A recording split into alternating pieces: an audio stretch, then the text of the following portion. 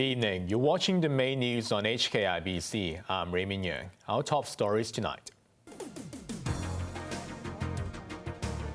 Health officials express concern over the spread of COVID in Hong Kong. Edward Leung, the former spokesman of a localist group, is released from prison. And a Kung Fu film producer says he wants to be chief executive. Health officials are finding more untraceable cases in the city, calling the situation very serious. There are also worries that the virus is making its way through schools after a 17-year-old student tested preliminary positive. Winner Wong reports. A teenage student and an airport cargo worker are the latest untraceable preliminary positive COVID cases in Hong Kong. Chuang Shuk-kwan from the Center for Health Protection said the 17-year-old student of St. Joseph's Anglo-Chinese School in Choi Hung lives in Block 3 of Grand Central in Kwun Tong. His school has halted face-to-face classes for 2 weeks. An analysis of his sample reveals he is carrying a strain similar to that of the Little Boss Pet Shop Delta variety. But it remains unclear where or how he might have caught COVID, since he had never been to a high-risk place, nor does he own a hamster. The second case is an airport cargo contractor for Cathay. Officials say he tends to work alone on the 5th floor of the airline's cargo terminal and rarely touches parcels since he works with a forklift. He lives in Yak Kwai House in Kwai Chung Estate, the same building as the confirmed case today. That's the case of a 79-year-old man who tested positive during a routine screening at Yan Chai Hospital, where he went for an endoscopy. But officials noted the cargo worker and the elderly man live on different floors and sections of the building, so it is not immediately clear whether the two cases are related. In total, Hong Kong had 7 locally transmitted COVID cases today, mostly from an expansion of the Soka Seaview Hotel cluster. Another confirmed case is the Delia Memorial School teacher who was preliminary positive yesterday. Fewer than 20 preliminary positive cases were recorded today. Winner Wong, HKIBC. Government advisors say they have received threats following the decision to cull more than 2,000 hamsters at the center of a COVID scare. This came as owners reluctantly made their way to an animal management center in Sha Tin to give up their pets. Johanna Chan reports. A young boy sobbed in grief as he took the final photos of his pet hamster. He's only had the furry animal for 12 days when his parents broke the news that left him shattered. The pet had to be euthanized, they told him, along with all the animals from the Little Boss Pet Store and a warehouse in Tai Po. That's because 11 hamsters tested positive after an employee of the store's Causeway Bay branch and a customer contracted the Delta strain of COVID. The boy's father reluctantly brought the hamster to the Agriculture, Fisheries and Conservation Department's Animal Management Center in Sha Tin today.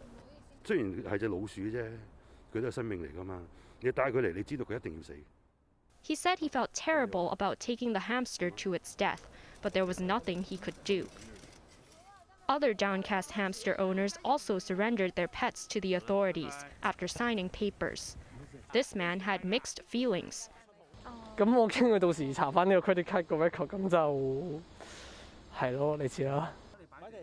he noted that he could be tracked down, as he bought the animal by credit card 3 weeks ago.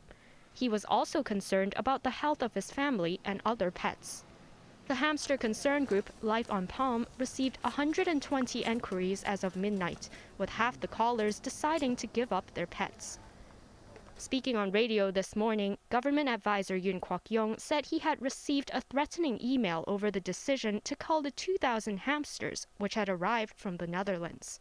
He said experts discussed the issue for a long time before deciding that the animals had to be euthanized because vaccination rates remained too low and public health was at risk.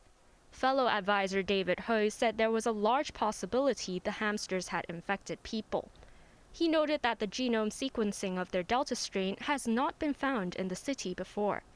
Hui said the hamsters could probably have infected other animals while in the warehouse. Johanna Chan, HKIBC.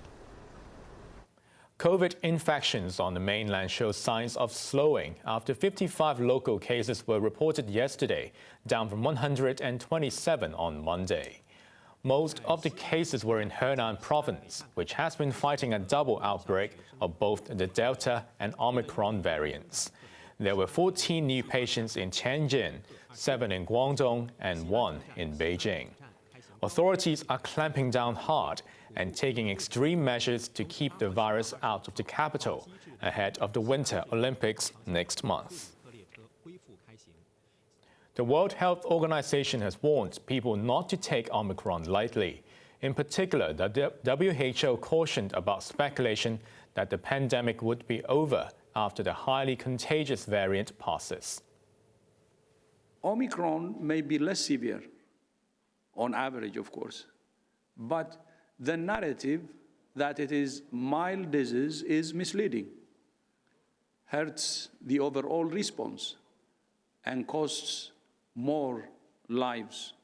Make no mistake, Omicron is causing hospitalizations and deaths, and even the less severe cases are inundating health facilities. The virus is circulating far too intensely, with many still vulnerable. For many countries, the next few weeks remain really critical for health workers and health systems. We're hearing a lot of people suggest that Omicron is the last variant, that it's over after this. And that is not the case, because this virus is circulating at a very intense level around the world. Back in Hong Kong, Edward Leung, who once led a pro-independence group, has been released from prison after serving his term for rioting and assaulting a police officer. After leaving Shek Pik prison, Leung announced on Facebook that he would step away from social media, and moments later his account was closed. Macy Mock reports. A convoy of several police vehicles and a private car left Shek Pik prison on Lantau Island at around 3 a.m. It is believed that Edward Leung, the former spokesman of the pro-independence group Hong Kong Indigenous, was inside a 7-seater. Leung was given a 6-year jail term in 2018 for rioting in Mongkok and assaulting a police officer 2 years earlier.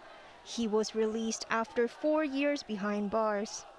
A few hours after leaving prison, the 30-year-old announced on Facebook that he had safely returned to his family and was legally bound to follow a supervision order.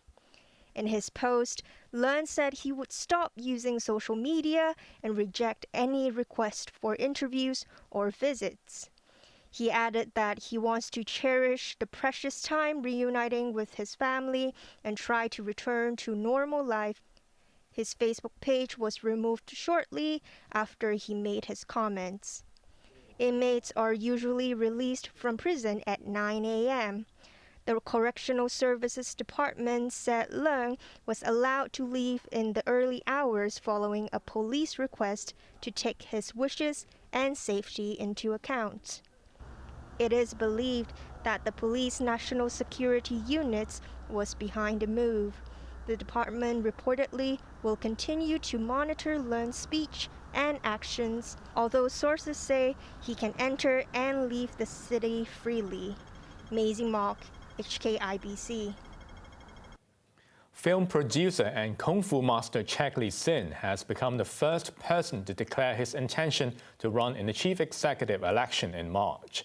The post will be the first for Hong Kong's top post under Beijing's electoral reforms that guarantee the city will be ruled by patriots.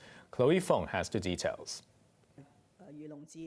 With Chief Executive Carrie Lam remaining tight-lipped on whether she will seek a second term, film producer Chek Lee-sin has tossed his hat into the ring.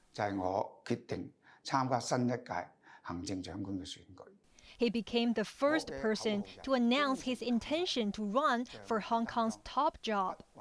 In a 9-minute video, Singh said a profound change in his family last year was one reason he decided to enter the political arena. The 65-year-old did not give details of the incident. Singh, who is also a businessman, said he's not exploiting the election to boost his reputation. He said after the recent traumatic years, his grassroots background will help him know the people's real needs. Singh promised that if elected, citizens will have a say in decision-making. I have full confidence in winning this competition. Everything is changed so fast. Today and tomorrow, many things happened. Therefore, my plan is no plan, or my plan is in line with the change. He also pledged to be loyal and honest, uphold justice, and serve Hong Kong without caring about personal gain or loss. Singh has produced kung fu films and launched his personal YouTube channel to comment on a wide range of issues, including the anti-government protests. Nominations to become Hong Kong's leader open on February the 15th. Under the Patriots-only political revamp, candidates must get at least 188 nominations from the 1,500-member election committee. The polls will be held on March the 27th. Chloe Fong, HKIBC. And coming up after the break, airlines rush to make adjustments ahead of a 5G rollout in the United States.